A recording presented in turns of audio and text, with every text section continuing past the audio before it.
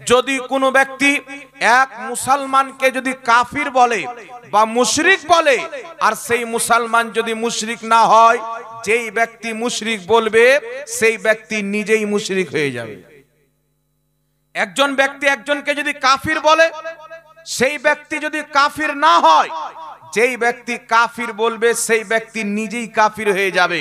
তো এখান থেকে কি শিক্ষা পেলাম? যদি কোনো ব্যক্তি গুনহার কাজ করে তবুও তাকে কাফির মুশরিক বলা যাবে না, কারণ রাসূল পাক সাল্লাল্লাহু আলাইহি সাল্লাম বলেছেন গুনাহের কারণে কোনো ব্যক্তি কাফির হয় না। মানুষ চুরি করে, চুরি করলে গুনাহ হবে কিন্তু কাফির হবে না। মানুষ আপনার দারু পান করে, দারু পান করলে গুনাহ হবে কিন্তু কাফির হবে না। হযরত ওমর ফারুক রাদিয়াল্লাহু তাআলা আনহুর বেটা দারু পান করেছিলেন, তিনি তার প্রতি হদ জারি করেছিলেন কিন্তু কাফিরের ফতোয়া দেয়নি।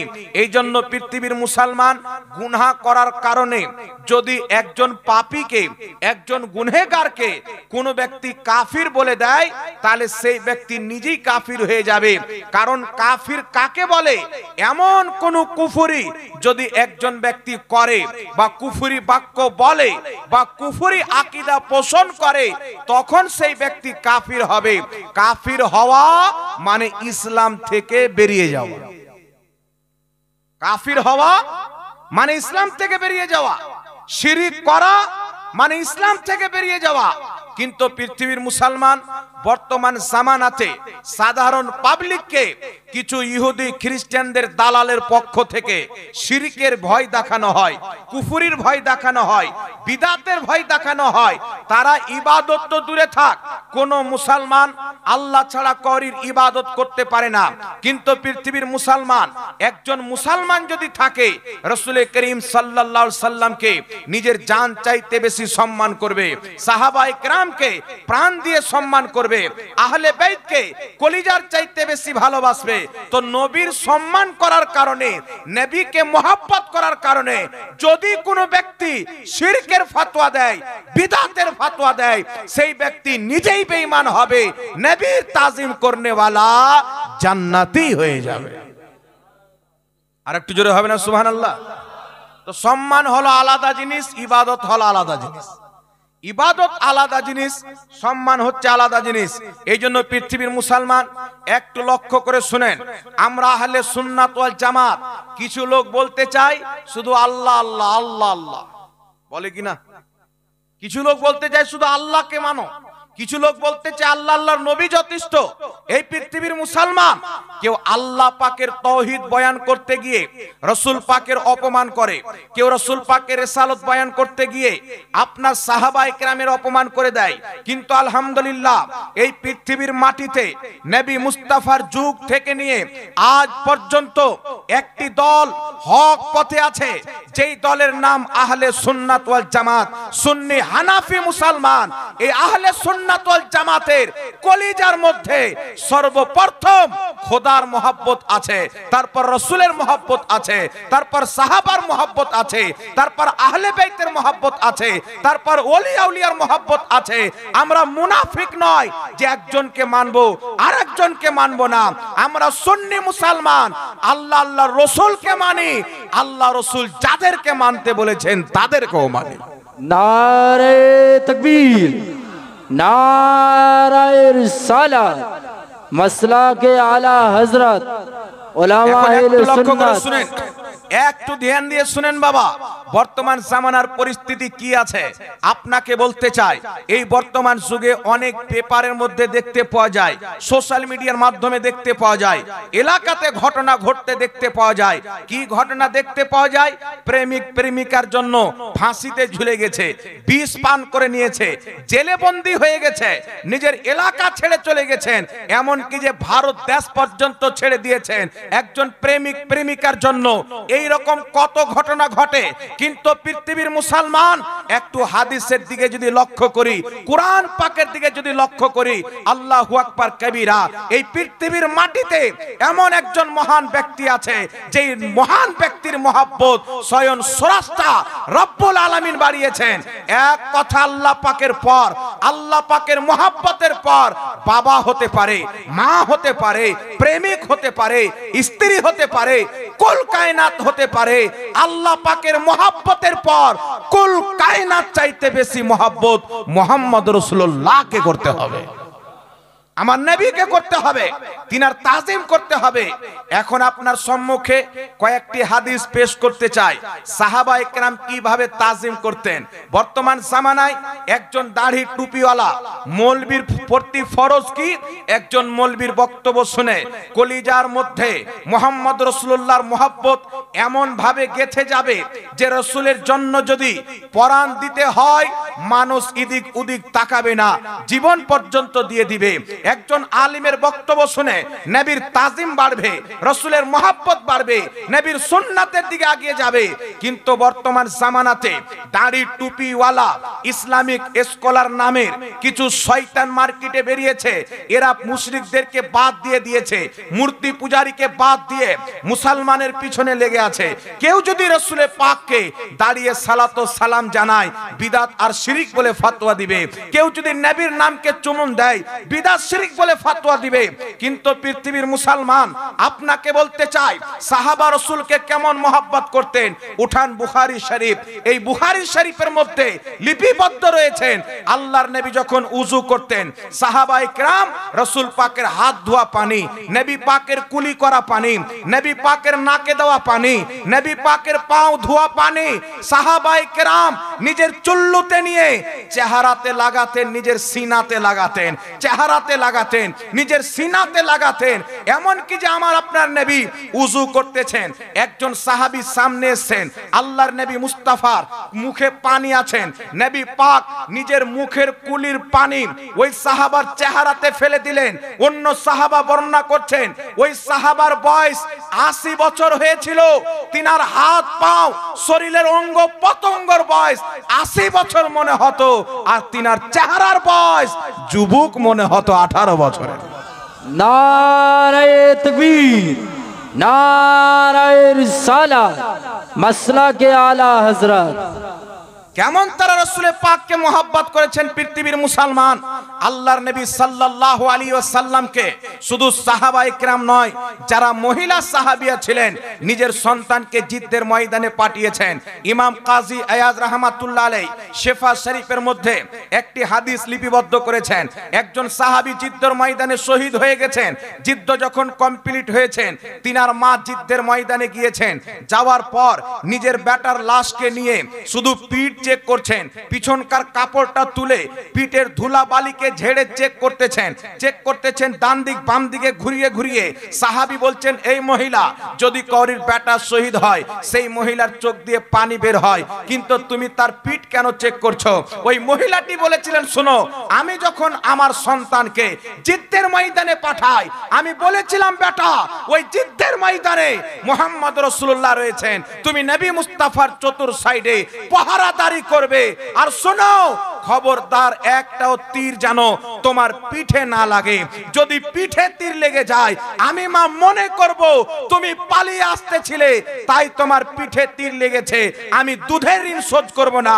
কিন্তু আলহামদুলিল্লাহ মহিলাটি বলছেন আল্লাহর শুকরিয়া, আমার ছেলে যতটা তীর খেয়েছে নিজের সিনাতে খেয়েছে, একটাও পিঠে। নারে তাকবীর, নারায়ে রিসালাত, মাসলাকে আলা হযরত, মাসলাকে আলা হযরত। এই জন্য পৃথিবীর মুসলমান রাসূল পাকের মহব্বত কত ছিল শুনেন। পৃথিবীর মুসলমান নবী পাক এলান করলেন তোমরা জিদ্দের ময়দানে চলো। একজন মহিলা বেরিয়ে গেলেন, একজন মহিলা নিজের স্বামীকে ভাইকে জিদ্দের ময়দানে পাঠিয়ে দিলেন। পাঠানোর পর জিদ্দের ময়দান যখন কমপ্লিট হয়েছে মহিলাটি খবর পেয়েছে যুদ্ধ কমপ্লিট, দৌড় দিয়ে জিদ্দের ময়দানে যাচ্ছেন। যারা জিহাদ করে আসতেছেন ধরে ধরে জিজ্ঞাসা করছেন বলো আমার নবী কেমন আছে, রাসূলের পাক কেমন আছেন। সাহাবায়ে কেরাম বলতেছেন মহিলা নবী মুস্তাফার খবর নিচ্ছ, তুমি তোমার বাপকে পাঠিয়েছিলে, তোমার বাবা কিন্তু শহীদ হয়ে গেছে, তোমার ভাই শহীদ হয়ে গেছে, তুমি তোমার স্বামীকে পাঠিয়েছিলে, স্বামীও শহীদ হয়ে গেছে। মহিলাটি দৌড় দিয়ে যাচ্ছেন জিদ্দের ময়দানে নবীকে খুঁজাখুঁজি করছেন। মহিলার বক্তব্য হচ্ছে বাপ পরে মুস্তাফা আগে, ভাই পরে মুস্তাফা আগে, স্বামী পরে, নবী পাক আগে। মহিলাটি খুঁজতে খুঁজতে সামনে যখন রসুলে পাককে দেখেছেন, ওই মহিলাটি একটা কথা বলেছিলেন, ইয়া রাসূলুল্লাহ, আপনি সহি সালামত আছেন, আপনার সামনে আমি আমার প্রত্যেক দুঃখকে তুচ্ছ মনে করি, আমার প্রত্যেক দুঃখকে তুচ্ছ মনে করি। এই পৃথিবীর মুসলমান তারা রসুলের পাককে কত মহব্বত করেছেন।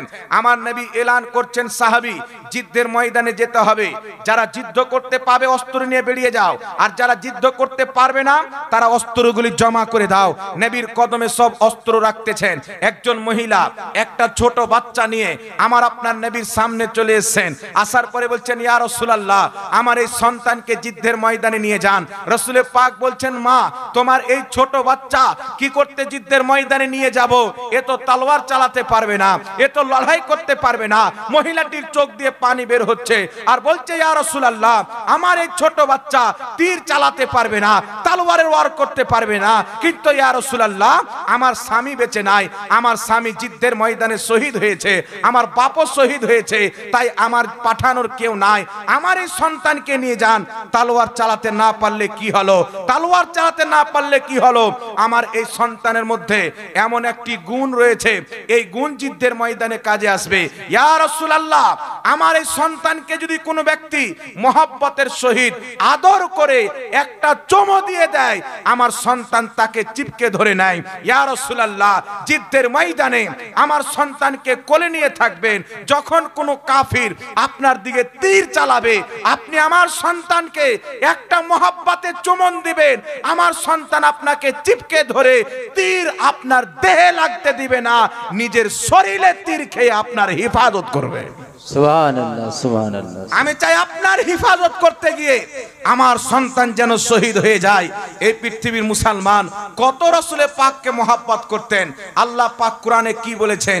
ইয়া আইয়ুহাল্লাযীনা আমানু লা তাত্তাখিযু আবাআকুম ওয়া ইখওয়ানাকুম আউলিয়া।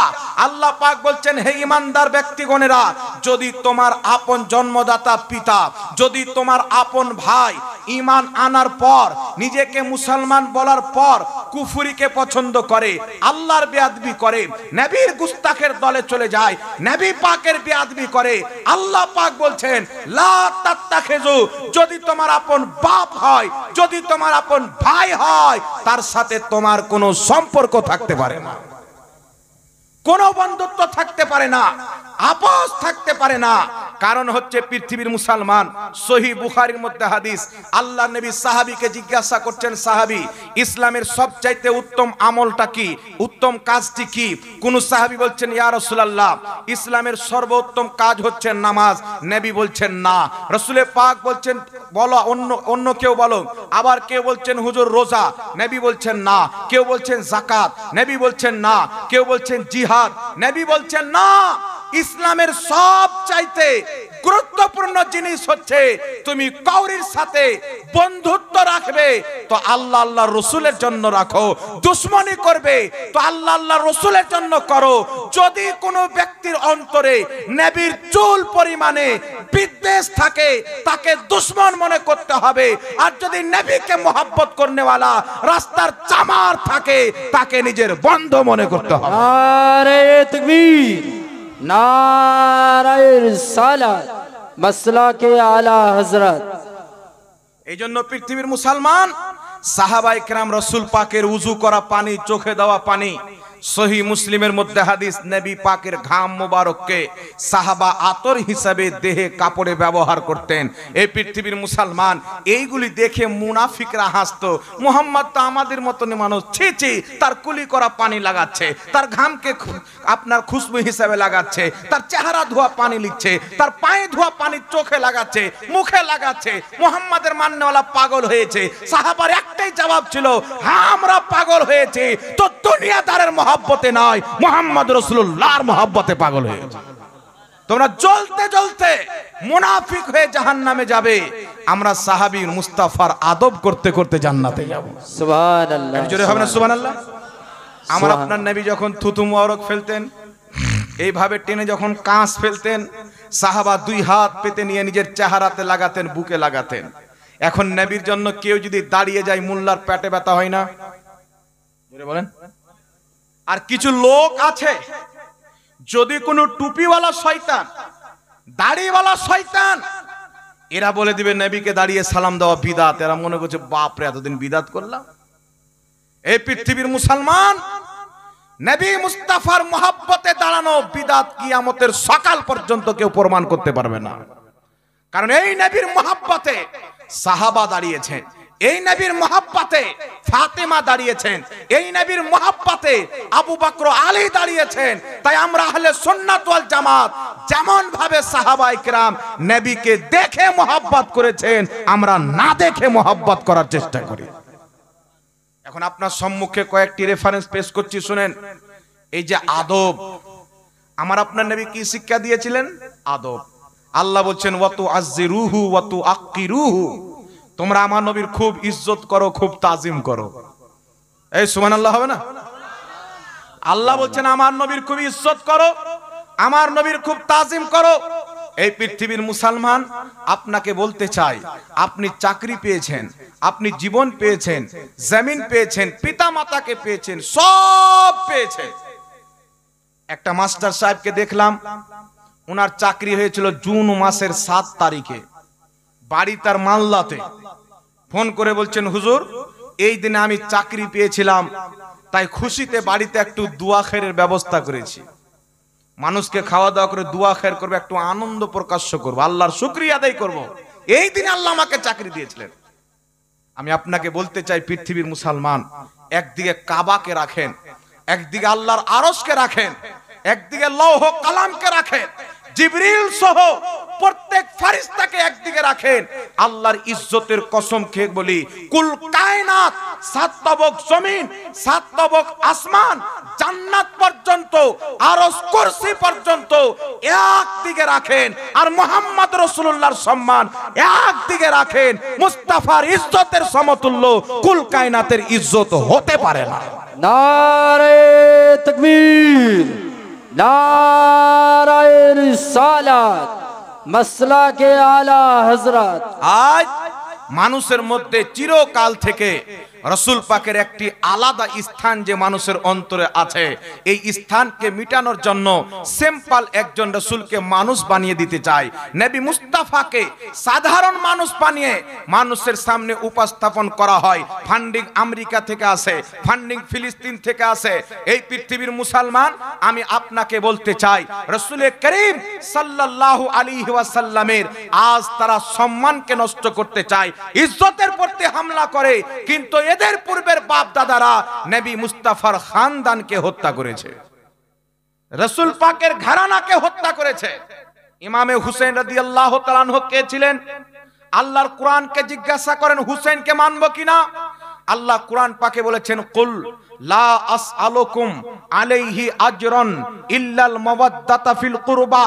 আল্লাহ পাক বলছেন হে নবী তুমি বিশ্ববাসীকে বলে দাও আমি তোমাদের কাছে কিছুই চাই না, বদলা কিছুই চাই না। আমি নবী মুস্তাফার কারণে আল্লাহর কোরআন পেয়েছো, বদলা চাই না। আমি নবী মুস্তাফার কারণে নামাজ রোজা পেয়েছো, আমি বদলা চাই না। এক আল্লাহর ঠিকানা পেয়েছো। মনে করো তোমাদের পূর্বপুরুষ জামানায় জাহিলিয়াতে পাথরের পূজা করত, মূর্তির পূজা করত, চন্দ্রর পূজা করত, সূর্যের পূজা করত। আমি নবী মুস্তাফা দুনিয়ার পূজা থেকে তোমাদেরকে রক্ষা করে তোমাদের খালিক আল্লাহর পূজারি বানিয়েছে, এক আল্লাহর ঠিকানা দিয়েছি, এত কিছু আমি দিয়েছি, এর বদলা আমি কিছু চাই না। মনে করো জিদ্দর ময়দানে আমি মুস্তাফার দান্দানে মুবারক শহীদ করিয়ে রক্ত বের করা হয়েছে, এর বদলা কিছু চাই না। তয়েফের মাটিতে আমাকে রক্তে রক্তিত করা হয়েছে, আমি তার বদলা চাই না। মক্কা ছেড়ে আমি মদিনা গিয়েছি, রাস্তাতে চলতে চলতে আমার পায়ে আঘাত পেয়েছি, আমি কত কষ্ট করে তোমাদের পর্যন্ত ইসলাম ঈমানকে পৌঁছে দিয়েছি, এর বদলা কিছুই চাই না ইল্লাল মাওয়াদ্দাতা ফিল কুরবা। কিন্তু আমার আহলে বাইতের মহব্বত চাই। সুবহানাল্লাহ, জোরে হবে না সুবহানাল্লাহ? সুবহানাল্লাহ। এই আহলে বাইতের চর্চা ওয়াহাবির মুখে পাবেন না। এই আহলে বাইতের চর্চা ইয়াজিদি দেওবন্দির মুখে পাবেন না। কারণ এরা হুসেনের চর্চা করবে না, কারণ হুসেনের যদি চর্চা হয় তো ইয়াজিদের অটোমেটিক বুরাই হবে। আর তারা ইয়াজিদকে নিজের আব্বা মনে করে। কি মনে করে?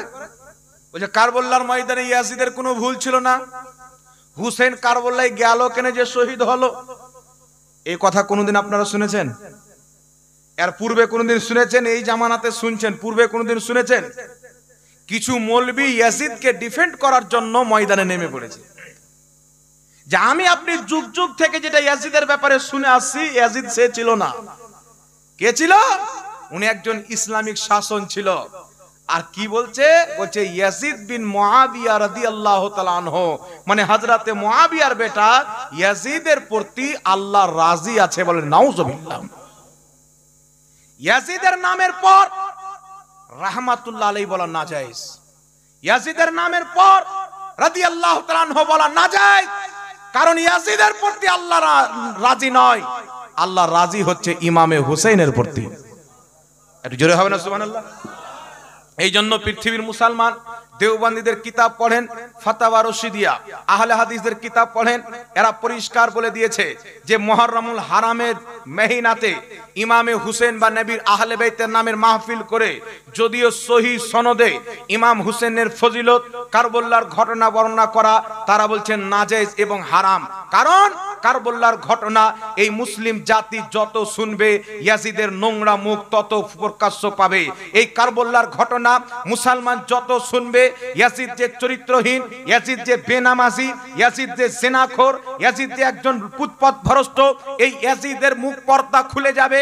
আর ইয়াজিদকে বাঁচাতে তারা চায়, কিন্তু আলহামদুলিল্লাহ ইমামে হুসেনের মাননেওয়ালা কিয়ামতের সকাল পর্যন্ত মুসলমানকে বলবে, মুসলমান দুনিয়াতে অনেক কেউ মানুষকে হত্যা করেছে, কিন্তু ইয়াজিদ এত বড় জালিম ছিল যে নবী পাকের নামাসা, যেই নবীর ওসিলাতে উম্মত হাউজে কাউসার পেয়েছে, যেই নবীর ওসিলাতে উম্মত আবে জামজাম পেয়েছে, যেই নবীর ওসিলাতে আমরাকে আল্লাহ দানা পানি দান করেছেন, সেই হুসেনের জন্য ইয়াজিদ 3 দিন পর্যন্ত পানিও বন্ধ রেখেছে এবং খাবারও বন্ধ রেখেছে।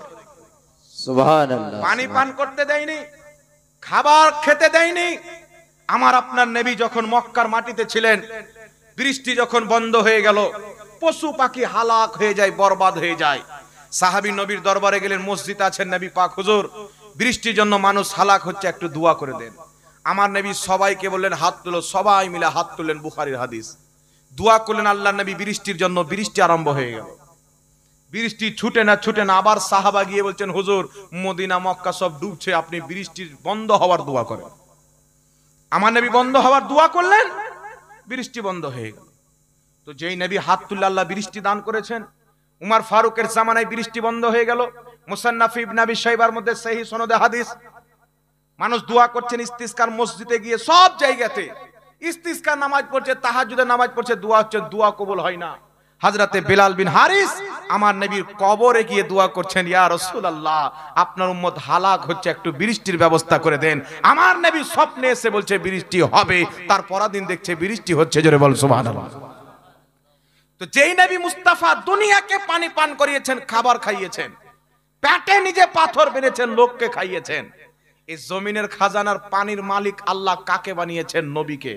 এই জমিনের খাজানার খাবারের মালিক আল্লাহ কাকে বানিয়েছেন? নবীকে।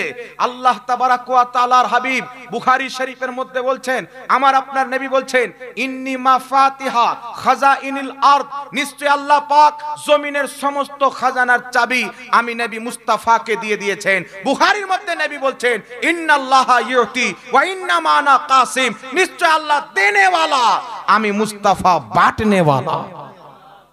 তো যে ফুরাতের পানি বন্ধ করা হয়েছিল, ওই ফুরাত ইয়াজিদের নয়, ওই ফুরাতের মালিকানা আল্লাহ মুহাম্মদ রাসূলুল্লাহকে দিয়েছিলেন। আর তিনারই আওলাদ নবী পাক সাল্লাল্লাহু আলাইহি সাল্লামের একটি খাসিয়াত হচ্ছে, আমাদের বংশ চলে আমাদের ছেলের মাধ্যমে, তাই না? আমাদের খানদান চলে আমাদের ছেলের মাধ্যমে। রাসূল পাক বলছেন, আমার খানদান কিয়ামত পর্যন্ত চলবে আমার মেয়ে ফাতেমার মাধ্যমে। জোরে হবে না সুবহানাল্লাহ? নবী পাক হযরতে হাসান হুসেনকে নিজের বেটা বলতেন। আল্লাহর নবী সাল্লাল্লাহু আলাইহি সাল্লাম একদিন ফাতেমার বাড়ি গেলেন, একটা চাদর মেলে দিলেন। ঘরের মধ্যে রাসূল পাক আছেন, একটা চাদর মেললেন, গায়ে যেটা দিয়েছিলেন, বলছেন ফাতেমা চলে এসো, হাসান চলে এসো, হুসেন চলে এসো, আলী চলে এসো। মা ফাতেমা, হাসান, হুসেন, আলী ইনারা চাদরে আসলেন। আমার নবী তাদেরকে ঢাকলেন। ঢাকার পর রাসূল পাক দোয়া করছেন, আল্লাহ এরা হচ্ছে আমার আহলে বাইত, এরা আমার রক্তের লোক, এরা আমার পরিবারের লোক, এদেরকে তুমি পবিত্র করে দাও। আল্লাহ আয়াতে তাতহির নাজিল করে বলেছিলেন, মাহবুব আল্লাহ তো এটাই চাই, তোমার আহলে বাইতের মধ্যে থেকে প্রত্যেক অপবিত্রতাকে আমি আল্লাহ দূরে সরিয়ে দিয়েছি। বল সুবহানাল্লাহ।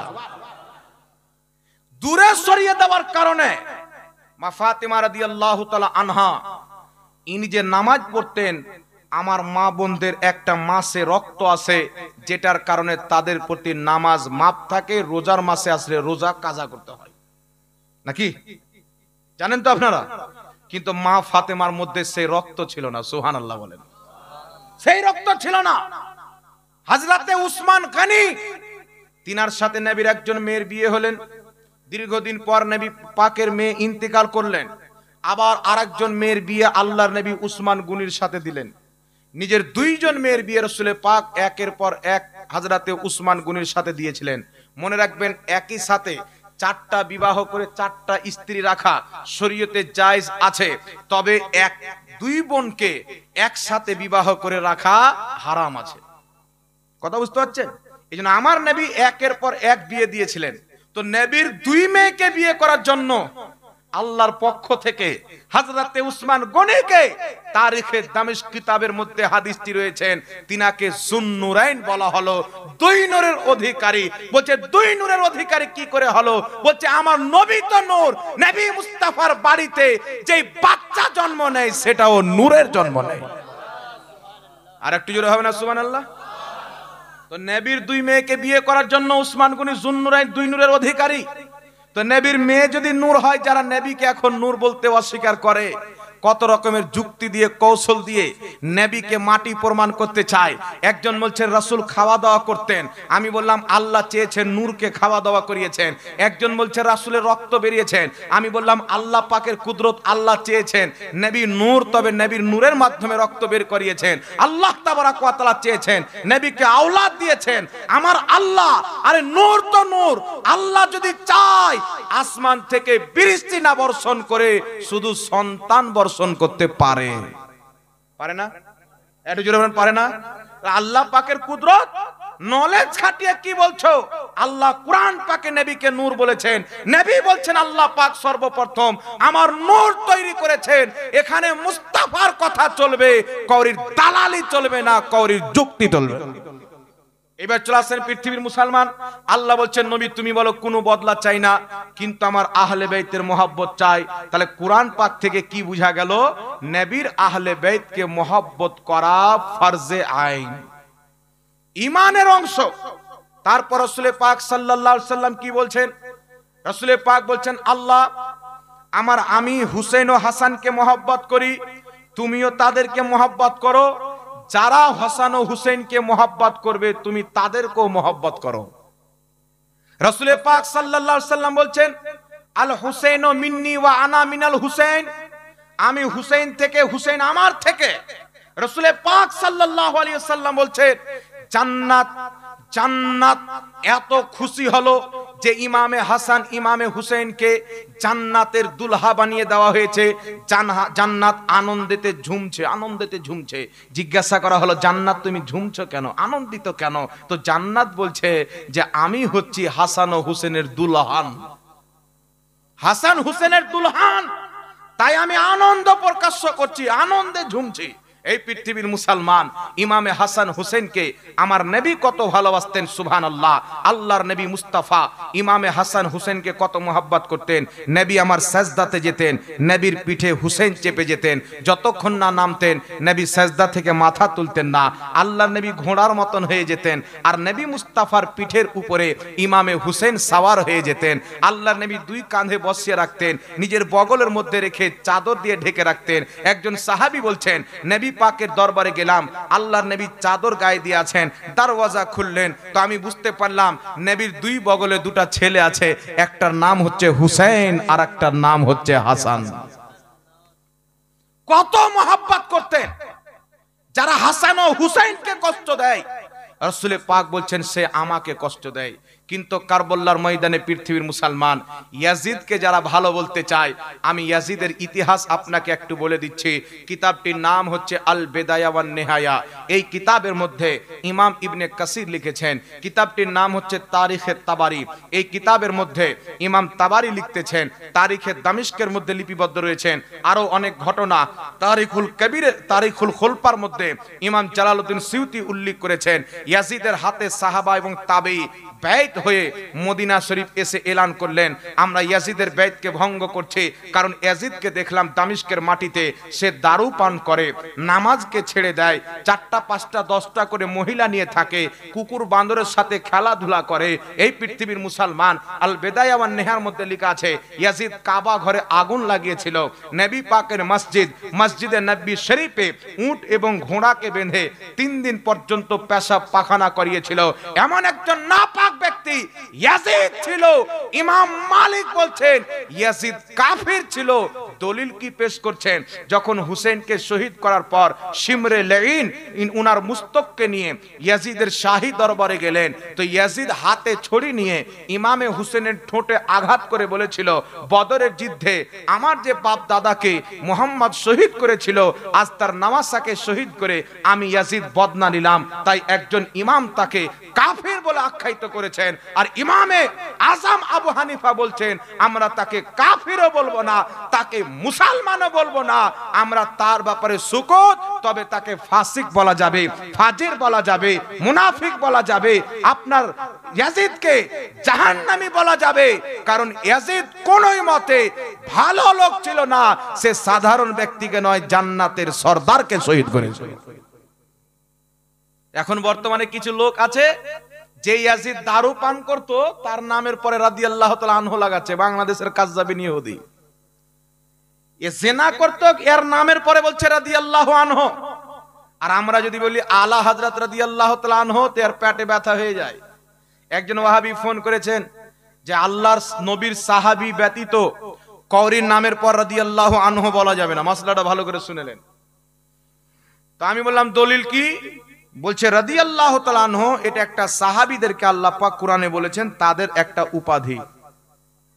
তো আমি বললাম আল্লাহ যখন কোরআন পাকে ইয়া আইয়ুহাল্লাযীনা আমানু বলেছেন, ঈমানদার বলেছেন, তখন তো আমরা ছিলাম না, ওটা তো সাহাবীকে বলেছেন। তো সাহাবীকে রাদিয়াল্লাহু আনহু বলার জন্য যদি পৃথিবীর বড় বড় ওলিকে রাদিয়াল্লাহু আনহু না বলা যায়, তো সাহাবীকে আল্লাহ ঈমানদার বলেছেন, তুমি নিজেকে ঈমানদার নয় আজকে থেকে বেঈমান বলো না, কি বলেন? যখন কোরআন অবতীর্ণ হয় তখন তো সাহাবী ছিল, আমরা কি ছিলাম? তো কিয়ামত পর্যন্ত যারা ঈমান নিয়ে আসবে সকলকে ঈমানদার বলা হবে। কিয়ামত পর্যন্ত যারা আল্লাহকে খুশি করে কবরে যাবে তাদের নামের পরে রাদিয়াল্লাহু তাআলা আনহু বলা জায়েজ হবে। জোরে বল সুবহানাল্লাহ। একটা উদাহরণ আপনাকে আমি দিয়ে দিচ্ছি, একটু লক্ষ্য করে শুনেন। বিশ্ববিখ্যাত ইমাম ইমাম ইবনে হাজার মক্কি রাহিমাহুল্লাহ, বিশ্ববিখ্যাত ইমাম, মক্কা শরীফে তিনার বাড়ি ছিলেন, অনেক বড় হাই র্যাঙ্কের ইমাম। তিনি নিজের কিতাবের মধ্যে কি লিখেছেন? কিতাবটির নাম হচ্ছে আপনার আল মিনহাজুল কাবিন, পৃষ্ঠা নাম্বার 254। এই কিতাবের মধ্যে তিনি হযরতে ইমাম মালিকের নাম উল্লেখ করে, আবু হানিফার নাম উল্লেখ করে, আহমদ বিন হাম্বলের নাম উল্লেখ করে, চার মাযহাবের ইমামের নামকে উল্লেখ করার পর ইমাম ইবনে হাজার মক্কি রাদিয়াল্লাহু তাআলা আনহু বলেছেন, সুবহানাল্লাহ বলেন। কি বলেছেন? রাদিয়াল্লাহু তাআলা আনহু বলেছেন, লক্ষ লক্ষ হাদিসের হাফিজ মুহাদ্দিস। শুধু তাই নয়, ইমাম জালালউদ্দিন সিউতি হাদিসের ইমাম, জারহ তাদিলের ইমাম, ফিকহার ইমাম এবং ইশকে রাসূলের ইমাম, যার নাম আলা হযরত যখন লিখেছেন তো লিখেছেন জালালাতুল ইলম। এই ইমাম জালালউদ্দিন সিউতি নিজের কিতাব আল হাবিলিল ফাতাওয়াতে ইমাম শাফির নাম, অন্য অন্য ওলির নাম লিখেছেন, তো তিনাদের নামের পরে রাদিয়াল্লাহু আনহু লিখেছেন, সুবহানাল্লাহ বলেন। এইজন্য আল্লাহর যারা ওলি, যারা আল্লাহর নেক বান্দা, মুত্তাকি, পরহেজগার, হাই র‍্যাঙ্কের ওলি বান্দা, তাদের নামের পরে রাদিয়াল্লাহু তাআলা আনহু ব্যবহার করা এটা সালফে সালেহিন থেকে চলে আসে। এখন যারা বলছে বলা যাবে না, এরা বাড়িতে এই ধর্ম তৈরি করেছে আমেরিকার ফান্ডিং পে। কথা বুঝতে পারছেন বাবা? আমেরিকার ফান্ডিং পে। এই জন্য তারা আমেরিকার ফান্ডিং কে নিয়ে ইয়াজিদকে বাঁচাতে চায়। এখন আপনারা বলেন বাবা, ইয়াজিদের নামের পরে রাদিয়াল্লাহু আনহু বলা যাবে? এই শুনেন, ইয়াজিদ 3 দিন পর্যন্ত তার সিপাহীদেরকে, তার ফোর্সদেরকে বলেছিল, মদিনা তোমাদের জন্য 3 দিন পর্যন্ত হালাল করে দিলাম। মদিনার মহিলাদের সাথে জিনা করা, মদিনাতে যা খুশি তা করা, মসজিদে নববীর বেহুরমাতি করা 3 দিন পর্যন্ত ইয়াজিদ বৈধ করে দিয়েছিল। এখন আপনারা বলেন, ইমামে হুসেনকে শহীদ করার পর ইয়াজিদ হযরতে রাসূল পাকের খানদানের মহিলা হযরতে যায়েনাবের মাথার চাদরকে টেনে তিনার মাথাকে উলঙ্গ করেছিল। তো যেই আহলে বাইতের মহব্বত আল্লাহ কোরআন পাকে ফরজ করেছেন, তাদের মাথা থেকে যেই ইয়াজিদ দুপাট্টা হটিয়ে নবী পাকের পবিত্র ঘরের মহিলা, যাদের চুল আসমানের সূর্যের আলো পর্যন্ত দেখতে পায়নি, যাদের মাথার চুল ফারিস্তা পর্যন্ত দেখতে পায়নি, তাদের মাথা থেকে যে ইয়াজিদ কাপড়কে সরিয়ে তাদেরকে বাজারে ঘুরিয়েছে, ওই ইয়াজিদের পক্ষ যে মৌলবি নিবে, যদি আপনার সামনে থাকে তাকে চামড়ার জুতা নিয়ে মেরে চামড়া তুলে দিতে হবে মুসলমান। এরকম মৌলবি যদি পান, ওকে চামড়ার জুতা নিয়ে যদি না মারতে পারেন, মনে করবেন যে আমার ঈমান দুর্বল আছে। ঈমান দুর্বল আছে, ইয়াজিদের পক্ষে কথা বলবে আর হুসেনের মান্যকারী চুপচাপ থেকে যাবে, মানে হুসেনকে বুঝে না, ইমামে হুসেন কি জিনিস জানে না। এই জন্য পৃথিবীর মুসলমান আমরা ইয়াজিদকে ঘৃণা করি, হুসেনকে ভালোবাসি। সুবহানাল্লাহ বলেন না। ইমামে হুসেন কোনোদিন নামাজ ছাড়েননি, কোনোদিন শরাব পান করেননি। কারবালার ময়দানে সাজদারত অবস্থায় জিনাকে শহীদ করা হয়েছে, কিন্তু ইয়াজিদ নামাজ ছাড়তো, জিনা করত, শরাব পান করত, মসজিদে নববীর বেহুরমাতি করেছে, কাবাতে আগুন লাগিয়ে কাবার গেলাপকে জ্বালিয়েছে। তাহলে এই রকমই ইয়াজিদকে যারা ভালো বলবে, বলবে ইয়াজিদ খুব ভালো মানুষ ছিল, মনে করতে হবে ওরও প্রবলেম আছে। নাকি বলেন, কথা বলেন। আর এইগুলো কাজ কারা করছে বাবা? এইগুলো কাজ কারা করছে? যারা বর্তমানে নিজেকে আহলে হাদিস এবং সালাফি বলে দাবি করছে। আছে না কিছু মৌলবি মাথায় মহিলাদের মতন ঘুমটা দিয়ে আসে, এইভাবে এমন ভাবে ঘুমটা দেয়, আর যদি দাঁড়ি না থাকতো তা আমাদের যুব সমাজ মনে করতো যে খাতারনাক মহিলা। লম্বা লম্বা দাঁড়ি তো এই জন্য বুঝা যায় যে বেটা ছেলে আছে, এমন ভাবে মুখ ঢাকে। এই ঘুমটা পড়া কি? সহিহ বুখারীর মধ্যে হাদিস, নবী পাকের সাহাবী হযরতে আনাস মসজিদের মেম্বারে দাঁড়ালেন, দেখছেন অনেক সাহাবী মাথায় টুপির উপরে এইভাবে চাদর দিয়ে এসেছেন। হযরতে আনাস বলছেন, তোমাদেরকে দেখে খাইবারের ইহুদিদের মতো লাগছে। খাইবারের যুদ্ধে মুসলমানদের সাথে যতগুলো ইহুদি লড়াই করতে এসেছিল, তাদের সবারই মাথায় ঘুমটা ছিল। মুসলিম শরীফ কিতাবুল ফিতানের মধ্যে হাদিস, রাসূল পাক বলছেন, দাজ্জাল যখন বের হবে তার পক্ষে ৭৭,০০০ ইহুদি যোগদান করবে, তাদের সকলের মাথায় ঘুমটা থাকবে। এই জন্য মাথায় যারা ঘুমটা দেয় এটা ইহুদিদের কালচার, আর মাথায় টুপি এবং পাগড়ি দেওয়া এটা মুহাম্মদ রাসূলুল্লাহর দেওয়া কালচার। জোরে বল সুবহানাল্লাহ।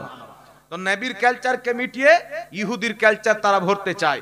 আরেকটি কালচার মানুষের সামনে প্রচার করা হয় কি?